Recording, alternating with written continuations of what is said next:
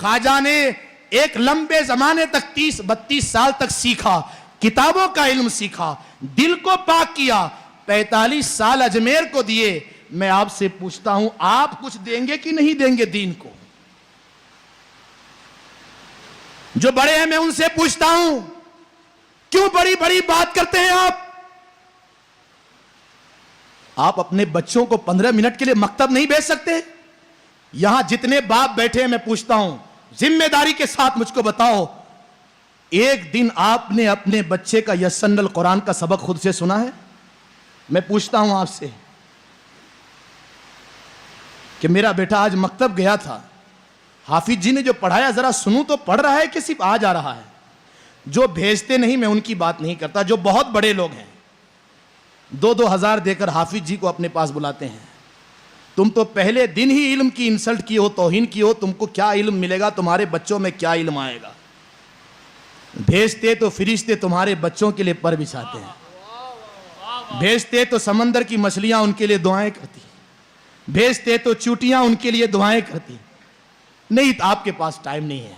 اور واہ اگر حافظ جی کبھی آ جائیں 5 منٹ لیٹ اور بچے نے صرف اتنا کہہ دیا ابا آج پڑھنے کو من نہیں کرتا، یا کہیں شادی کے فنکشن میں جانا ہے، یہ میں صرف احساس دلا رہا ہوں آپ کو کہ جس خواجہ نے 45 سال دے کر اسلام پھیلایا، اس اسلام کو بچانے کے لیے، بچانا تو چھوڑیے، اس اسلام کو سیکھنے کے لیے ہمارے پاس ٹائم نہیں ہے۔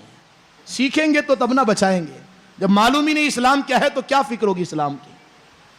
توجہ دیں، حافظ جی آئے، دروازے پہ دستک دیے، 1 گھنٹہ پیدل چل کے آئے ہیں، آدھا گھنٹہ پیدل چل کے آئے ہیں، پسینے میں شرابور ہیں، قرآن سکھانے آئے ہیں، دروازے پہ دستک دیتے ہیں تو اندر سے آواز آتی ہے کہ آج بچہ پڑھنا نہیں چاہتا، ہم کو وہاں جانا ہے، آپ چلے جائیے کل آئیے گا۔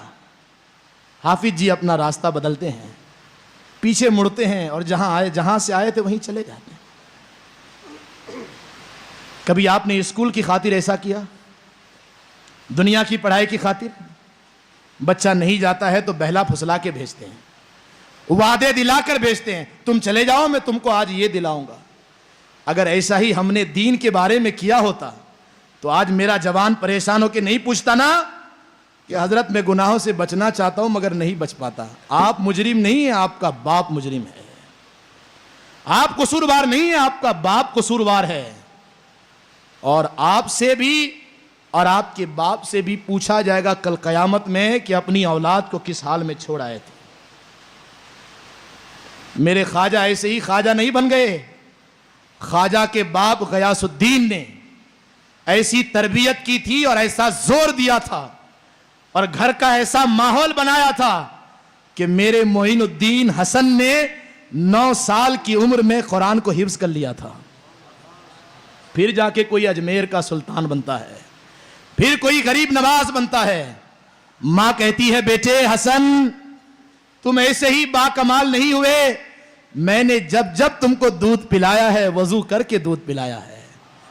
جس باپ کو فکر ہوگی، جس ماں کو فکر ہوگی کہ میرا بچہ دیندار بنے، جس کو اسلام پر فخر ہوگا، جس کے لیے ایمان سب سے بڑی دولت ہوگی، وہ اس کی فکر کرے گا، اور جس کے لیے ایمان دین کچھ نہیں وہ کیا اس کی فکر کرے گا؟ خواجہ نے اتنا کچھ کیا، ہم کچھ تو کریں ہیں، کچھ تو کریں، ہم کچھ نہیں تو کم سے کم جتنا سیکھنا فرض ہے اتنا سیکھ لیں، اتنے پر عمل کر لیں۔ پوری دنیا کو تبلیغ نہیں کر سکتے یار، کم سے کم اپنے گھر پہ تو اسلام نافذ کیجیے، دسترخوان پہ حضور کی سنتوں کو سجائیے، گھر کا ماحول تو اسلامی بنائیے۔ دیکھیے اسلام ایسے ہی نہیں اٹھ جاتا ہے، جب لوگ دین پر عمل کرنا چھوڑ دیتے ہیں تو اسلام اٹھ جاتا ہے۔